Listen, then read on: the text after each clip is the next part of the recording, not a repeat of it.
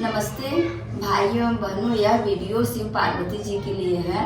शिव जी पार्वती जी से कहते हैं हाथ में अबीर ले करके होली पर हम आपको काशी घुमाएंगे और क्या क्या प्रसिद्ध है वो सब चीज खिलाएंगे।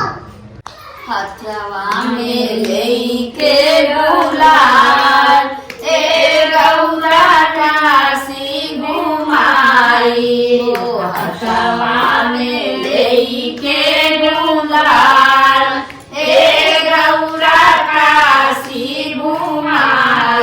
सुना बोले ना का करे से पार्वती से कल की कचौड़ी खिलाई बहुत पूरी खिलाई। चला पूरी खिलाई कचौड़ी खिलाई, पूरी खिलाई कचौड़ी खिलाई, अरे हलवा खिलाई मजेदार ए गौरा काशी घुमाई, खियाई मजेदार हे गौरा काशी घुमाई, हथवा में लेके गुलाल ए गौरा काशी घुमाई, हथवा में लेके गुलाल ए गौरा काशी घुमाई। सुना अब शंकर भगवान का कहले पार्वती से कल की मिठाई में का प्रसिद्ध काशी में।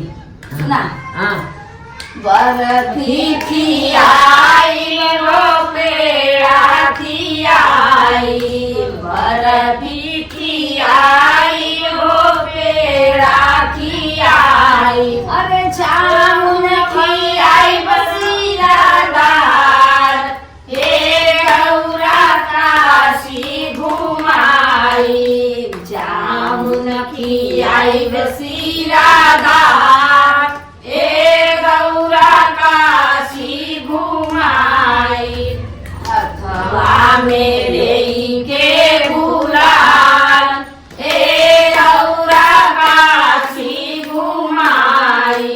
ना हाँ का शंकर भगवान पार्वती जी से का कहले कपड़ा में का प्रसिद्ध बनारस में। हाँ पियरी पहिराई वो चुनरी पहिराई, पियरी पहिराई वो चुनरी पहिराई, अरे लहंगा पहिराई गोटेदार ए गौरा काशी घुमाई, लहंगा पहिराई गोटेदार ए गौरा काशी घुमाई, हथवा में लेके गुलाल हे गौरा काशी घुमाई।